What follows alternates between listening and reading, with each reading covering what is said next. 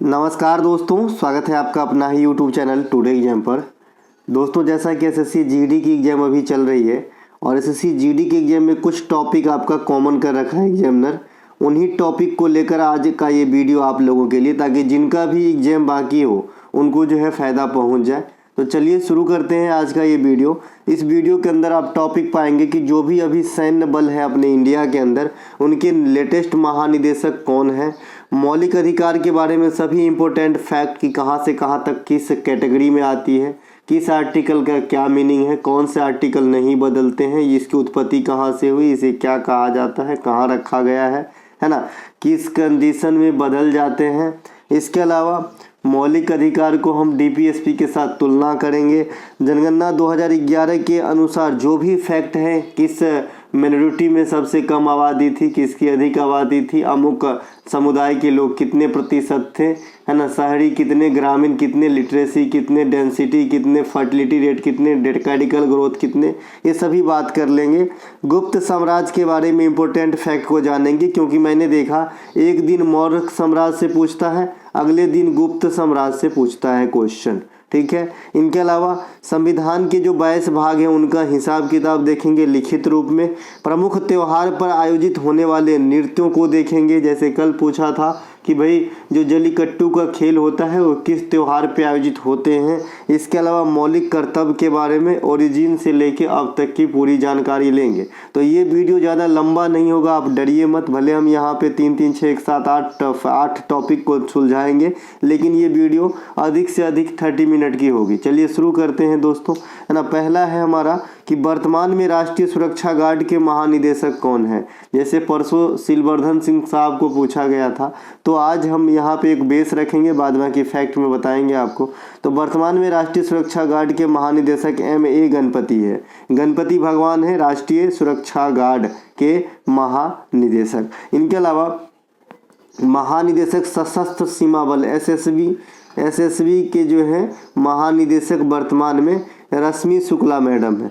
महानिदेशक सीमा सुरक्षा बल नितिन अग्रवाल साहब हैं, जो है सीमा सुरक्षा बल का, है ना। महानिदेशक केंद्रीय रिजर्व पुलिस बल, है ना, SL थॉसेन कौन है, SL थॉसेन केंद्रीय रिजर्व CRPF होगा इसका, है ना, CRPF का जवान होता है, तो उसके जो महानिदेशक हैं SL थॉसेन है।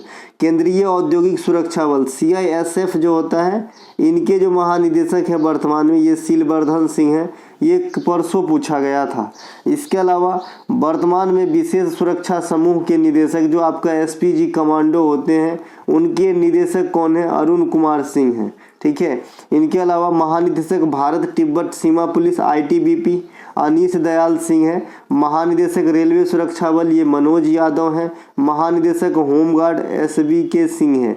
देखिए, आप जीडी का एग्जाम देने जा रहे हैं तो क्या होता है कि आप भी कहीं ना कहीं इन्हीं सब चीज़ों से जुड़े हुए हैं, तो आपको एग्जामिनर याद दिलाने का जो है काम करता है कि तुमको भूलना नहीं है ना। तो ये ध्यान रखना। महानिदेशक असम राइफल में प्रदीप चंद्र नायर है। महानिदेशक भारतीय तटरक्षक बल राकेश पाल है। आपदा जो प्रतिक्रिया बल है NDRF, तो ये जो है आपका महानिदेशक अतुल करवल है, तो इन्हें भी ध्यान रखेंगे, ठीक है। इनके अलावा भीतरी अभिलेख का संबंध किस गुप्त शासक से। मैं तो बहाना से सिर्फ एक क्वेश्चन रखा हूँ, बाद बाकी मैं यहाँ गुप्त शासन व्यवस्था के बारे में जानकारी इकट्ठा कराने आया हूँ, जैसा कि आपने पहले ही बता दिया कि भैया मैं इसमें जो कितने टॉपिक कवर करेंगे। तो भीतरी अभिलेख का संबंध ये जो है स्कंद गुप्त से है। भीतरिया स्तंभ लेख में हुर्नों के द्वारा आक्रमण की जानकारी मिलती है। आपसे क्वेश्चन भी करता है कि हुर्नों का आक्रमण गुप्तकालीन, कौन से गुप्तकालीन शासक के समय, तो स्कंद गुप्त के समय। देखिए, मंदसौर अभिलेख जो है, मंदसौर अभिलेख ये कुमार गुप्त को रिलेट करता है, इनके शासन व्यवस्था के बारे में हमें जानकारी मुहैया कराता है। नालंदा विश्वविद्यालय को कुमार गुप्त प्रथम ने बनवाया था। गुप्त वंश के संस्थापक श्री गुप्त हैं तथा अंतिम गुप्त शासक स्कंद गुप्त है। यहाँ पे सोचने की बात यह है कि अंतिम गुप्त शासक जो है स्कंद गुप्त एक मेजर साम्राज्य मतलब सम्राट हुए, ठीक है, मतलब बड़े वाले शासक हुए। अगर स्कंद गुप्त और विष्णु गुप्त दोनों ऑप्शन में है तो सबसे अंतिम विष्णुगुप्त हुए। चूंकि ये इतने ज़्यादा भास्ट तौर पे नहीं जाना जाता है, इसीलिए अधिकांश ऑप्शन में आपको स्कंदगुप्त ही जो है आखिरी गुप्त वंश के शासक के रूप में आंसर लगाते हैं आयोग के द्वारा। लेकिन अगर आपको विष्णुगुप्त का भी ऑप्शन में आ जाए ना, तो स्कंदगुप्त को छोड़ के विष्णुगुप्त कीजिएगा। कोई बच्चा कमेंट भी किया है शायद कल इस बात पे, तो इन्हें समझाने के लिए ये फैक्ट में अलग से जो है ऑप्शन वाला बात लिखना बहुत जरूरी था, है ना। है विष्णुगुप्त ही अंतिम, लेकिन इतने बड़े नहीं हुए कि आपके ऑप्शन में आते हैं, तो स्कंदगुप्त रहता है। अगर स्कंदगुप्त और विष्णुगुप्त दोनों है तो विष्णुगुप्त की क्या है। इनके अलावा विष्णुगुप्त कौटिल्य का भी नाम है, चाणक्य का, वो अलग है। गुप्तकालीन शासक चंद्रगुप्त द्वितीय को विक्रमादित्य कहा जाता है। विक्रमादित्य के दरबारी जो कवि होते थे उनके नवरत्न कहते थे, और नवरत्न आप जो है अकबर के दरबारी को भी कहते थे, ठीक है। जिनमें प्रमुख कालिदास, अमर सिंह, धन्वंतरी होगा, ये बड़ा मिहिर, बेताल भट्ट, शंकु, ईटीसी जो है, ये सभी जो है आपके गुप्तकालीन शासक विक्रमादित्य के दरबारी थे, ठीक है।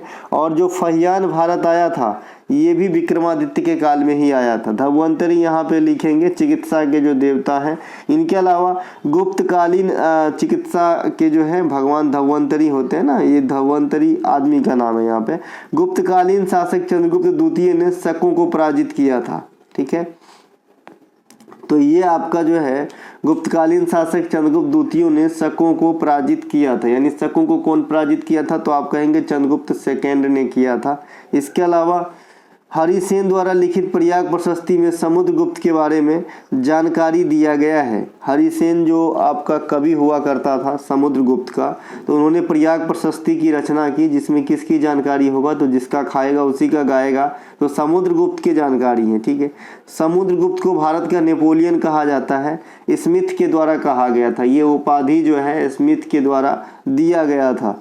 गुप्तकालीन सिक्कों पर बीना बजाते हुए खुद का अंकन करवाया है समुद्रगुप्त, तो ये बात भी ध्यान रखेंगे। इससे पता चलता है कि समुद्रगुप्त जो है संगीत प्रेमी हुआ करते थे। इनके अलावा अच्छा, अगर कल हो के कोई आपसे पूछे कि ये जो शक को पराजित किया आपका कौन, चंद्रगुप्त द्वितीय, तो किसके सहयोग से, तो बकाटक, है ना, बकाटक के सहयोग से, है ना भैया। इसके अलावा गुप्त काल के शासन गुप्त काल के जो शासन में श्री गुप्त हुए, आदिराज की उपाधि धारण किए। चंद्रगुप्त प्रथम महाराजा धीराज की उपाधि धारण किए। समुद्रगुप्त पराक्रमांक और भारत के नेपोलियन का उपाधि धारण किए। गुप्त वंश का राजकीय चिन्ह का है, तो गरुड़ है। क्या है, गरुड़ है। गुप्तकालीन मंदिर के नमूना जैसे दशावतार मंदिर झांसी, धमेखा स्तूप सारनाथ, पार्वती मंदिर मध्य प्रदेश, भीतरगांव मंदिर कानपुर। तो यहाँ पे आपको गुप्त काल के साक्ष्य मिलेंगे, ठीक है। इनके अलावा मौर्य वंश के प्रथम शासक चंद्रगुप्त मौर्य और अंतिम शासक बृहद्रथ, तो ये भी आपके 2 बार आ चुके क्वेश्चन।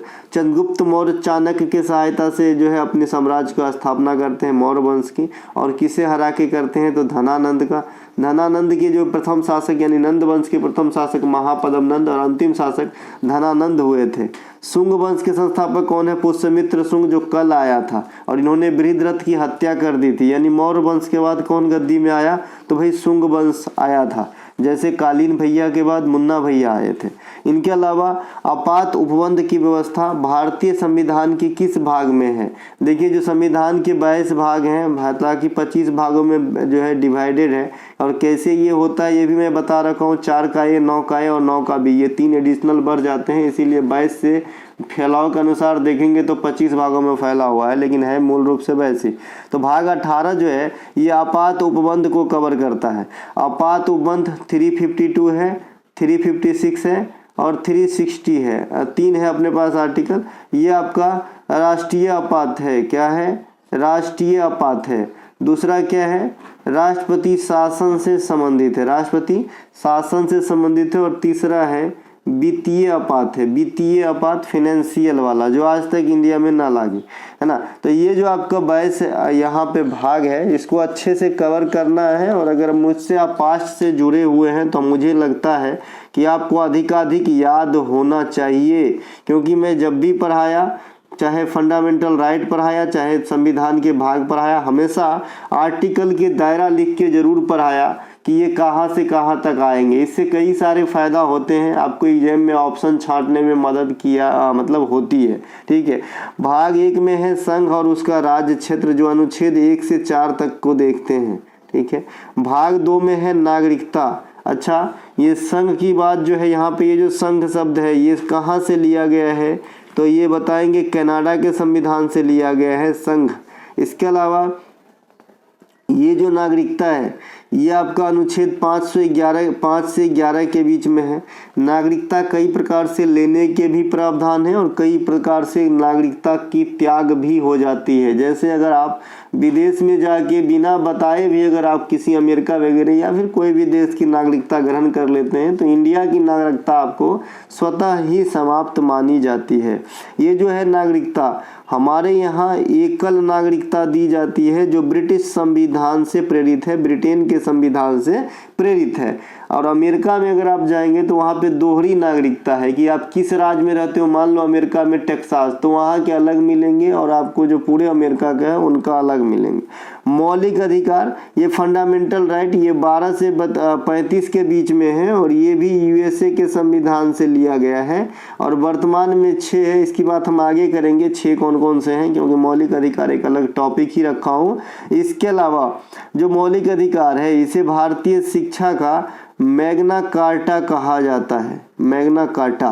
ठीक है, और भारत में शिक्षा का मैग्ना कार्टा किसे कहते हैं, तो ये कहते हैं भैया वुड के डिस्पैच को, और ये भारतीय संविधान का मैग्ना कार्टा कहा जाता है और शिक्षा वाला वुड के डिस्पैच को कहा जाता है। ठीक है भाई, इनके अलावा डीपीएसपी कहाँ है, आर्टिकल 36 से 51 के बीच में है और ये आयरिश संविधान से लिया गया है, आयरलैंड से लिया गया है। ठीक है, अब फर्क आता है डीपीएसपी और मौलिक अधिकार में क्या है बेसिक डिफरेंस। तो इन दोनों में बेसिक डिफरेंस ये है कि डीपीएसपी किसी भी सूरत में परिवर्तनीय नहीं होती है, जबकि मौलिक अधिकार अगर आपातकाल वगैरह लगी है तो समय का रुख देख के कम या बंद, अस्थायी रूप से बंद भी किया जा सकता है, अस्थायी रूप से, परमानेंट नहीं। मौलिक कर्तव्य संविधान के 4 के क में रखा गया है ना, और ये आपका आर्टिकल 51 के 1 देखता है और ये कब जोड़ा गया था, 42वां संविधान संशोधन 1976 के द्वारा जोड़ा गया था। अब यहाँ पे संघ है, संघ की परिभाषा या फिर संघ से संबंधित जो भी तथ्य हैं ये 52 से 151 के बीच में मिलेगा। फिर राज्य है, ये आपका 152 से 237 मिलेगा। इधर जब भी पढ़े आर्टिकल की जो स्लैब चल रही है उसे जरूर देखें, ये याद रखने में आपको मदद दिलाती है ना। हम पढ़ते कितना है दिस इज नॉट इम्पोर्टेंट, हम एग्जाम में 1 घंटा का माहौल में कैसे जीते हैं, कितना हमारा माइंड बिना डरे बिना जो है पैनिक हुए है ना चीज़ों पर रिएक्ट करता है, कोई भी चीज़ को तुरंत क्लिक करता है, ये बहुत ही इम्पोर्टेंट रोल होती है आपके रिजल्ट का, है ना। तो ये बहुत ध्यान रखें, जब भी पढ़े तो किसी चीज़ को एक ऐसा क्लू जरूर खोजे कि हमको जो है अगर मैं भूलने लगूँ तो कैसे मतलब इसको रिकॉल करूँगा। तो ये याद रखने की तरीके हैं आपके संविधान के भाग कि ये आर्टिकल का दायरा कहाँ से कहाँ तक होता है। अभी आप सोच रहे होंगे कि इससे ये कैसे याद रहेगा, इससे मैं आपको है ना कुछ जानते हुए भी बहुत मतलब क्वेश्चन में मैं तुक्का भी मारूंगा और मुझे भाग याद है कि कहाँ से कहाँ तक है, तो 10 में से 8 क्वेश्चन सही होने की पूरी प्रायोरिटी है ना। अगर राज्यपाल के बारे में बात आ जाए तो मैं राज्य वाले में चलूंगा कि मैं ये संघ वाले में चलूंगा, तो फिक्स है कि भाई 151 आर्टिकल के बाद ही जो चीज़ होगा वो राज्यपाल से संबंधित होगा, क्योंकि वो राज्य की बात है। ठीक है, समझ रहे हैं। तो इस प्रकार से आप पकड़ सकते हैं। इनके अलावा भाग 7 जो है पहले अनुसूची के भाग ख के राज्य अनुच्छेद 238 निर्सित है इसमें, है ना। और ये किस संविधान संशोधन द्वारा हुआ था, 7th वाला, जिसमें राज्यपाल को 1 से अधिक राज्यों में राज्यपाल के तौर पे एट अ टाइम काज करने की भी जो छूट दी गई है। संघ राज्य क्षेत्र की बात करेंगे, ये भाग 8 में है यूनियन टेरिटरीज। मैं 2 दिन से ये भी पूछ रहा था कि भाई इनके आर्टिकल कहाँ से कहाँ तक है। आज फाइनली बहुत बच्चे ने बताया है 239 से 242, क्योंकि मैंने 1.5 साल के अंदर 3 बार ये क्वेश्चन आर्टिकल का नाम पूछते देखा और 2 बार क्वेश्चन कि भाई यूनियन टेरिटरी संविधान के किस भाग में है। इसके अलावा 9 में पंचायत है, पंचायत की सभी कहानी बता दिया हूँ। 1959 में स्टार्ट हुआ था पंचायत, है ना। पंचायत पे समिति है बलवंत मेहता, अशोक मेहता, सादिक अली समिति, ये सभी पंचायत पे है। पंचायत के बारे में और क्या बताया था, 9 भाग हैं और 11वीं अनुसूची है ना। ये सब पंचायत के हैं। 11वीं अनुसूची में पंचायत से संबंधित 29 विषय है। पंचायत में अगर आपको एंट्री चाहिए तो 21 वर्ष होनी चाहिए न्यूनतम उम्र। राजस्थान ऐसा राज्य है कि पहली बार पंचायत में सदस्यता हेतु न्यूनतम शैक्षणिक योग्यता को अनिवार्य कर दिया है। इसके अलावा पंचायत का कार्यकाल भी 5 प्रकार के होते हैं। पंचायत का चुनाव जो है स्थानीय चुनाव न्याय आयोग यानी राज्य के जो चुनाव आयोग होता है उनके द्वारा करवाया जाता है। तो ये था दादा पंचायत, स्थानीय स्वशासन भी इसे कहते हैं, है ना। इसके अलावा नगर पालिका, अब नगर पालिका उसका अगला 9 का ए, तो 9 के ए में जो है ये आपका 243 से 243 6 तक देखते हैं, है ना, नगर पालिका। अच्छा, एक बात और ध्यान रखेंगे कि राज्यों में जो वित्त आयोग का गठन होता है वो 243 आई से होता है और केंद्र में वित्त आयोग का गठन 280 से होता है। ध्यान रहेगी तो एकदम रखना होगा। सहकारी समिति 9 के बी में है ना। और अनुसूचित और जनजातीय क्षेत्र, अनुसूचित और जनजातीय क्षेत्र जो है 244 से 244 क तक है। संघ और राज्यों के बीच संबंध काफी बार पूछे जाते हैं। ये आपका भाग 11 में है ना, विधायी वाला, है ना, भाग 11 में है संघ राज्य के बीच जो है आपका रिलेशन। इनके अलावा 12 में वित्त संपत्ति संविदाय और बात, तो है ना, तो ये 1264 से 300 तक है। इसके अलावा 13 में है भारत के राज्य क्षेत्र के अंदर व्यापार वाणिज्य एवं समागम, ये 13 में है। इस प्रकार से जो हमारे एग्जाम में आता है डायरेक्ट निर्वाचन पे चलते हैं। निर्वाचन ये 15 में है, अनुच्छेद 324 से 329। निर्वाचन आयोग भारत सरकार संवैधानिक निकाय है। वर्तमान में राजीव कुमार साहब इनके हेड हैं। इनके अलावा इनके प्रमुख कार्य भी पूछा जाता है कि भाई निर्वाचन आयोग का प्रमुख कार्य क्या है, तो सभी राष्ट्रीय दल को जो है चुनाव चिन्ह प्रदान करना, शांतिपूर्ण ढंग से चुनाव कराने के लिए जिम्मेवार होना, लोकसभा, राज्यसभा, विधानसभा, राष्ट्रपति, उपराष्ट्रपति इत्यादि की भी चुनाव करवाना। इसके अलावा 16 में है कुछ वर्गों के उपबंध में विशेष उपबंध। राजभाषा 17 में है। रेलवे में आप नौकरी करेंगे और जब आपको इंटरनल प्रमोशन चाहिए तो राजभाषा से 10 नंबर की क्वेश्चन आती है। फिक्स है कोई भी एलडीसी एग्जाम, रेलवे के अंदर जो डिपार्टमेंटल एग्जाम होते हैं उसे एलडीसी कहा जाता है। और जो मतलब भरेंगे तो रेलवे वाले ही, लेकिन वो कंप्यूटर बेस्ड टेस्ट होगा तो उसे जीडीसी कहा जाता है। ठीक है भाई। इसके अलावा आपात उपबंध, ये आपका अनुच्छेद 352 से 360। इसके अलावा और तो आपके एग्जाम में हाँ संविधान संशोधन इम्पोर्टेंट है, 368 साउथ अफ्रीका से लिया गया, तो ये इम्पोर्टेंट है। तो ये संविधान के जो भाग हैं, है ना, तो ये मैंने यहाँ पे आपको बताया है कि कौन से भाग में क्या है। इनके अलावा भारत के संविधान में शोषण के विरुद्ध अधिकारों की, है ना, कहाँ से कहाँ तक व्यवस्था की गई है या फिर रखा गया है। इस फॉर्म में क्वेश्चन पूछ रहे हैं। पहले सिर्फ डायरेक्ट पूछता था कि अनुच्छेद 14 का संबंध क्या है, और अनुच्छेद 17 से तो मैं इतना परेशान हो गया कि पूछो मत। आज पूछे, शाम को पूछे, सवेरे पूछे, रात को पूछे, दोपहर को पूछे। अरे भाई हर वक्त यही पूछे तो दूसरा क्वेश्चन पूछ लो ना। नहीं है क्वेश्चन क्या, तो ये पूछता था। अब ऐसा नहीं पूछता है, अब पूछता है कि भाई स्लैब क्या है। जैसे 14 से 18 राइट टू इक्वलिटी है, तो आपसे पूछते हैं कि भारतीय स्वतंत्रता संविधान के अंदर, है ना, जो है फंडामेंटल राइट के अधीन इक्वलिटी की राइट कितने हैं, तो आप क्या कहोगे, तो यहाँ पे 5 मारना होगा। तो इस प्रकार से अब क्वेश्चन पूछ रहा है। तो चलिए यहाँ देखते हैं। तो यहाँ जो आपका है शोषण के विरुद्ध अधिकार, ये 2 है। श्री राम। तो अनुच्छेद 23 और अनुच्छेद 24 है ना। नींद लग रहा है, नाइट ड्यूटी कर रहा है तो नींद तो लगेगा प्रभु, है ना। तो ये 23 जो है ये आपका क्या होता है, मानव तस्करी पर रोक होता है। क्या होता है, मानव तस्करी पर रोक होता है, या बलात् श्रम पे निषेध होती है, दोनों बात जो भी कहना है, या फिर बंधुआ मजदूरी से छुटकारा होती है। 24 जो है ये बाल श्रम पे निषेध है कि भाई किसी भी बच्चे की उम्र अगर 14 वर्ष से कम है तो कोई भी जोखिम भरे कार्य पे नहीं रखा जाएगा, न लगाया जाएगा। अनुच्छेद बता दिए। अनुच्छेद 14 से 18 इक्वलिटी की राइट है। 14 में क्या है, समता का अधिकार है। क्या है सर, समता की अधिकार। 15 में क्या है, लिंग, जाति, कलर इत्यादि के आधार पे कोई भेदभाव नहीं करेगा, निषेध है। 16 में क्या है, लोक नियोजन के मामले में, लोक नियोजन के मामले में आपका अवसरों की समानता देता है, अवसरों की समानता देता है। इसके अलावा 17 में क्या है, अभी आपने देखा छुआछूत का अंत। और 18 में क्या है, उपाधियों का अंत। तो ये जो है 5 आपका इक्वलिटी के राइट में आ जाएगा। और 19 से लेकर 22 तक ये स्वतंत्रता के आर्टिकल हैं कि 19 से 22 तो 19 हो गए।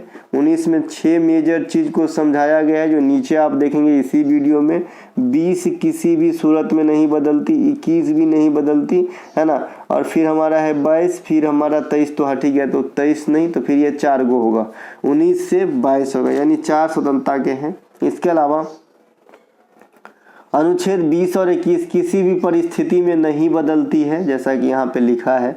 अनुच्छेद 25 से 28 ये धार्मिक स्वतंत्रता से है। इसमें धर्म कार्य पर किए गए खर्चों के लिए टैक्स अदा नहीं करना है, आपके अपने मत की धर्म को मानना है, आपके धर्म के अंतर्गत जो भी आपका विधि विधान कहता है उसे फॉलो करने से आपको कोई नहीं रोक सकता।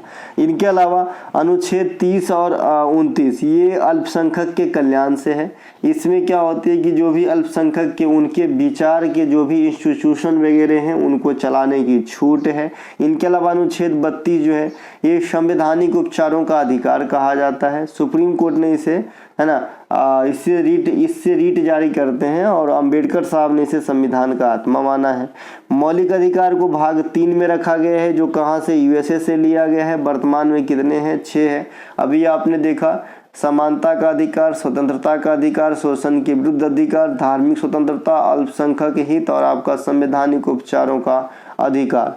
इनके अलावा ये जो आर्टिकल 19 है इसको थोड़ा देखना बहुत जरूरी है। ये ग्रुप ऑफ आर्टिकल्स हैं और ये आपको जो है हमेशा कंफ्यूजन में डालता है। तो जो 19 का 1 का ए है, देखिए सबसे ऊपर 19 के 1 का ए है, ये सबसे पहला काम बोलना और अभिव्यक्ति प्रकट करने की जो है आपका छूट दिया जाता है। अगर कोई इंसान बोले ही ना तो क्या ही का छूट, जब वो बोल ही नहीं पाता है, कोई कोरा बरसाएगा बोल ही नहीं पा रहा है तो कहाँ का छूट, है ना। तो इसके अलावा शांतिपूर्ण, तो इसीलिए 1 नंबर पे सबसे टॉप है चीज़ ये, मतलब आर्टिकल 19 में। इसके अलावा दूसरा है कि भाई अगर आपके पास कोई हथियार, कोई वेपन नहीं है तो आप शांतिपूर्ण ढंग से बैठक कर सकते हो, सम्मेलन कर सकते हो। इसके अलावा 3 में है संगम या संघ या सहकारी समिति का गठन करना। भारत के राज्य क्षेत्र में आबाद रूप से कहीं भी घूमिए, है ना। इसके अलावा भारत के भाग में कहीं भी निवास करिए, 19 के 1 के ई। इसके अलावा कोई भी व्यवसाय चलाइए, 19 के 1 के जी। ठीक है, तो ये हो गया आपका जो है आर्टिकल 19। जनगणना 2011 के अनुसार एक एक डाटा को देखेंगे। क्वेश्चन गुड से पूछने लगा है। तो अल्पसंख्यक में सबसे कम आबादी, तो जैन धर्म की सबसे कम आबादी थी जनगणना 2011 के अनुसार। देखिए कोई भी देश में जो है सभी लोग धर्म को नहीं मानते हैं। कुछ ऐसे लोग होते हैं जो नहीं मानते हैं धर्म को, तो उनका भी एक धर्म आप अलग रूप से कह सकते हैं कि उनके लिए कोई नहीं है। मतलब धर्म जो नहीं मानता है वो भी एक न एक तरीके से तो कुछ ना कुछ धर्म मान रहा होता है। तो इसीलिए देश में जो 121 करोड़ 121.09 करोड़ जनसंख्या आंका गया था 2011 में, तो ये नहीं समझिएगा कि ये जो परसेंटेज को जोड़ के 100% हो ही जाएगा, ऐसी जरूरी नहीं है। ठीक है, तो अन्य में जो आता है ना, अन्य में आ जाते हैं अन्य जाति के लोग, तब जोड़ेंगे तब 100% होगा, और कुछ नहीं भी मानते हैं। ठीक है, इनके अलावा 2011 में कुल जनसंख्या 121.09 करोड़ है। हिंदू 96.63 करोड़। इनका परसेंटेज हमेशा पूछता है तो 80% से कम, लेकिन 80% के पास, है ना। वो बोलते हैं ना कितनी दूर कितने पास, तो ये वाला बात है ना। मुस्लिम जो जनसंख्या था 17.22 करोड़ था और ये 14.2% था। ईसाई जनसंख्या 3.23%, सिख जनसंख्या 1.7%, बौद्ध था 0.7% और जैन था 0.4%। और अन्य जो है अपनी ये तय नहीं किया है कि मैं किस समुदाय में हूँ, किस धर्म को फॉलो करता हूँ। तो अपने को जब भी धर्मावलंबी में पूछे या समुदाय पूछे या फिर अल्पसंख्यक पूछे सबसे कम कौन है, तो जैन आपको आंसर देना है। ठीक है, 2011 के अनुसार जैन अभी वर्तमान में 2011 की जनगणना के अनुसार जैन सबसे अधिक किस राज्य में रहता है, तो आपके मन में गुजरात आया होगा, लेकिन आप महाराष्ट्र को टिक करेंगे तो ज़्यादा बेटर रहेगा, है ना। महाराष्ट्र में ज़्यादा जैन धर्म के लोग रहते हैं, है ना। इसके अलावा 2011 में, है ना, आपने जो आपका एक सेकेंड यहाँ पे मैं कुछ, हाँ जो उत्तर प्रदेश में काम्पिल्य मेला लगता है ना, काम्पिल्य मेला, तो ये भी जैन धर्म से संबंधित है। ठीक है, 2011 के, अच्छा अभी समेध शिखर भी ध्यान रखिएगा, फिर से एक बार हाईलाइट हुआ, झारखंड के अंदर जैन तीर्थ स्थल है। माउंट आबू राजस्थान में भी जैन तीर्थ स्थल है, ये सब ध्यान रखेंगे। ठीक है, 2011 में कुल बता दिए। अच्छा, 2011 में जो है आपका हिंदू जनसंख्या में आनुपातिक 0.7% अंक की गिरावट आई थी। कल यहाँ से क्वेश्चन आया था। 2011 के दशक के दौरान सिख जनसंख्या में आनुपातिक 0.2% की जो है गिरावट आई थी। बौद्ध आबादी के अनुपात 0.1% की गिरावट आई थी। कुल जनसंख्या में मुस्लिम आबादी का अनुपात 0.8% बढ़ा था। ईसाइयों और जैनियों के अनुपात को कोई उल्लेख परिवर्तनीय नहीं हुआ। तो ये चारों जो 5 समुदाय हैं, इनको जरूर ध्यान रखिएगा कि इसमें कितनी कितनी गिरावट हुई। कल सिख का पूछा गया था। और ये गिरावट क्या होता है, मैं कल समझाया था कि मान लो उस समय 10 आदमी था, तो ऐसा नहीं है कि 9.8 आदमी हो गया, है ना, ऐसा नहीं है, है ना। बढ़ा जनसंख्या, लेकिन पिछली दशक में जैसा बढ़ा था वैसा नहीं बढ़ा, उसके हिसाब से गिरावट देखी गई, है ना।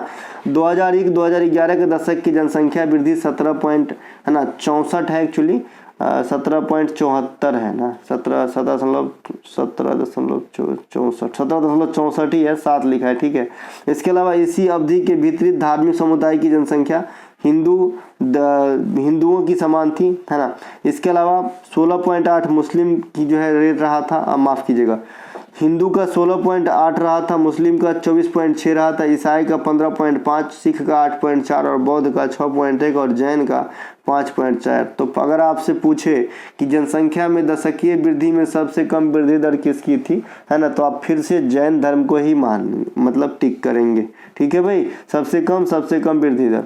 2011 की जनगणना में महिला की बात करें कितने प्रतिशत था, तो महिला था प्रभु 48% और महिला और पुरुष ही होते हैं, है ना। तो यहाँ पे आप घटा दीजिएगा तो 52%। हालांकि ट्रांसजेंडर समुदाय भी आते हैं, ठीक है, लेकिन यहाँ पे आपको मोटे मोटे आंकड़ा लेना है। आज तक नहीं पूछा गया ट्रांसजेंडर, क्योंकि इतने भी ज़्यादा तादाद नहीं होते हैं इनके। हाँ, इनसे संबंधित एक योजना जरूर याद रखिएगा, स्माइल योजना आया था। स्माइल योजना जो ट्रांसजेंडर और भिक्षाटन करने वाले लोगों पर एप्लीकेबल होता था।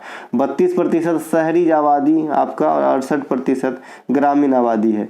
2011 में दशकीय वृद्धि 17.64 और इसके अलावा लिंगानुपात 943, डेंसिटी 382 रहा था। पुरुष साक्षरता 82-14 और महिला साक्षरता 65-46% रहा था। सबसे अधिक जनसंख्या तीव्रतम वृद्धि दर मेघालय का था, सबसे न्यूनतम वृद्धि दर नागालैंड का था 0.6% माइनस के।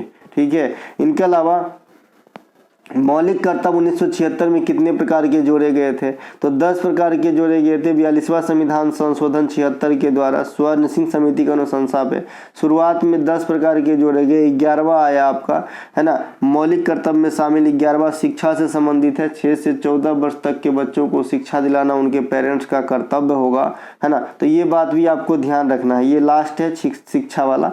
अब ये आपका जो है मौलिक कर्तव्य का लिस्ट है कि कहाँ पे क्या है। तो हमारे देश में सबसे ऊंचा कौन है ना, झंडा ऊंचा रहे हमारा, तो ये तिरंगा। तो सबसे पहले जो है राष्ट्रगान, राष्ट्रीय ध्वज इत्यादि का सम्मान करना। 51 के 1 के बी में है कि उन महान आदर्शों को संजोना और उनकी रक्षा या प्रोटेक्शन इज्जत करना जो हमें देश भावना के लिए प्रेरित किया है। आर्टिकल 51 के 1 के सी में है कि किसी भी देश के जो 3 प्रसिद्ध हथियार होते हैं, ये क्या होता है भाई, संप्रभुता, एकता और अखंडता। तो ये प्रदेश को जो है सुदृढ़ बनाने में अहम योगदान देता है। तो इनकी रक्षा करना 1 के सी में दिया गया है। देश की रक्षा करना और जरूरत पड़ने या कहे जाने पर राष्ट्रीय सेवा प्रदान करना 51 के डी में है। तो इस प्रकार से आपको ध्यान रखना है। वैज्ञानिक गतिविधि, है ना, वैज्ञानिक सोच, मानवतावाद, जांच और सुधार, ये सब 51 के केज में बहुत पूछता है, ये सब ध्यान रखेंगे। इनके अलावा जो लास्ट शिक्षा वाला आया है ये देख लीजिए, आपके 51 के 1 के में है, यानी 11 में है। इनके अलावा पश्चिम बंगाल में दुर्गा पूजा के अवसर पे कौन सा नृत्य किया जाता है। देखिए जो गुजरात में है ये तो आप सभी जानते हैं, आजकल तो डांडिया गरबा तो घर घर होने लगा है जी। ये गुजरात कहाँ कहते हैं, हम बिहार में भी खूब होने लगा है। ठीक है, तो ये धनुची डांस है, धनुची डांस है। और एक्चुअली वो डांस नहीं हो रहा होता है, एक जलसा हो रहा होता है ना, कि भैया जो है वहाँ पे एक मनोरंजन के जो ज़्यादा ही स्रोत हो जाते हैं। और ये जनरली नाइट में खेला जाता है। आपका क्या गरबा वरबा, मैं जैसे देखता हूँ पंडाल लगाते हैं उसके लिए बाकायदा, पहले इतना प्रचलन में नहीं था लेकिन अब है। पश्चिम बंगाल में दुर्गा पूजा के अवसर पे धनुची डांस करी जाती है, ठीक है, तो ये बात भी ध्यान रखेंगे। और दुर्गा पूजा की बात करें तो बंगाल के जैसा दुर्गा पूजा कहीं नहीं लगता इंडिया में। पश्चिम बंगाल में चेचक नामक बीमारी को दूर भगाने के लिए ब्रीटा डांस किया जाता है। और इसका कंफ्यूजिंग पेयर क्या है भाई, कौन सा डांस इसी प्रकार का नाम उच्चारण देता है, तो ग्रीडा डांस। एक बार ग्रीडा एक बार ब्रीटा बोलिए, ऐसा लगता है दोनों भाई भाई है, लेकिन ऐसा नहीं है। ग्रीडा मध्य प्रदेश का है, ब्रीटा पश्चिम बंगाल का है। तमिलनाडु में मकर संक्रांति के समय पोंगल नामक त्यौहार जो है सेलिब्रेट किया जाता है, जिसका शाब्दिक अर्थ उबालने से होता है, उफान से होता है। इसी त्यौहार के अवसर पर जल्लीकट्टू का आयोजन होता है, जो मकर संक्रांति के समय होता है 14 या 15 जनवरी को। बिहार में दुर्गा पूजा के समय झिझिया नृत्य किए जाते हैं। ये क्वेश्चन इंपॉर्टेंट है, जो बिहार के हैं उनको तो पता होगा, जो बाहर के हैं ये भी क्वेश्चन पूछे जाते हैं। गुजरात में दुर्गा पूजा के अवसर पर डांडिया और गरबा किया जाता है। हिमाचल प्रदेश में दशहरा के अवसर पर अवकाश के लिए चरवा नृत्य किया जाता है, चारवा है ना, इस प्रकार से। इसके अलावा अंतर्राष्ट्रीय पतंग महोत्सव का आयोजन जो है मकर संक्रांति के उपलक्ष्य में, जब उत्तरायण का त्यौहार गुजरात मना रहा होता है तो उसी समय अहमदाबाद में किया जाता है। केरल के प्रसिद्ध त्यौहार ओणम जो 10 दिनों की त्यौहार है ना, केरल जो है ओणम जो है 10 दिनों की त्यौहार है। तो इसी ओणम त्यौहार के अवसर पे बोट रेसिंग का खेल का आयोजन किया जाता है, जो इस प्रकार का सर्प बोट होता है ना, सांप के जैसे मुंह ऐसा, है ना, तो इस प्रकार का जो है आपका बोट रेसिंग का कार्यक्रम ओणम फेस्टिवल के अवसर पे करा जाता है। वाह, क्या बोट बनाया मैंने। इसके अलावा मणिपुरी होली याओसांग के अवसर पे थवल चोंगवा नृत्य किया जाता है, ठीक है, ये 5 दिनों तक होता है। झारखंड में फसल बुआई के समय रोहिणी पर्व होती है। मध्य प्रदेश में ज्वार की फसल की कटाई के समय जवारा नृत्य किया जाता है। मध्य प्रदेश में राय मटकी माछ भी याद रखेंगे, ये भी क्वेश्चन आपके एग्जाम में आता है। तो दोस्तों ये थे आज के प्रैक्टिस सेट का वीडियो। प्रैक्टिस सेट समझिए, क्रैश कोर्स समझिए, या फिर मेरे तरीके तरफ से सुझाए गए कुछ बात समझिए, है ना। देखिए जो अगर आप कोई भी बच्चा एसएससी की तैयारी करते हैं, डिस्क्रिप्शन में हमारे 113 है ना प्रैक्टिस सेशन वाली क्लास की पीडीएफ का लिंक है, सॉरी व्हाट्सएप का लिंक है, आपको वहाँ पे पीडीएफ बाय करना होता है मात्र 70 रुपये के अंदर, है ना। हम एसएससी के एग्जाम में जीके जीएस के अंदर 80% क्वेश्चन एग्जाम के अंदर आने की गारंटी लेते हैं। तो आप लोग विजिट कर सकते हैं, बाय कर सकते हैं मात्र 70 रुपये में। आप एसएससी की कोई सा भी एग्जाम तैयारी करते हैं, आपको जो है उतनी ही फ़ायदा होगी। तो जल्दी कीजिए, ताकि आप जितना लेट लेंगे उतना लेट पढ़ पाएंगे। कोई बच्चे जीडी का एग्जाम कल है, अभी पीडीएफ दीजिए तो क्या पढ़ लोगे, कालिदास थोड़ी हो, है ना। तो ये सब पहले से थोड़ा समझना चाहिए। और मैं ये बता दूं कि भाई जो है अपन छोटे चैनल पे पढ़ाते हैं, आपको जो खुद का है ना, लेकिन कंटेंट छोटा नहीं देता, ये आप जान गए होंगे। हम मिलेंगे अगले वीडियो में। जय हिंद दोस्तों।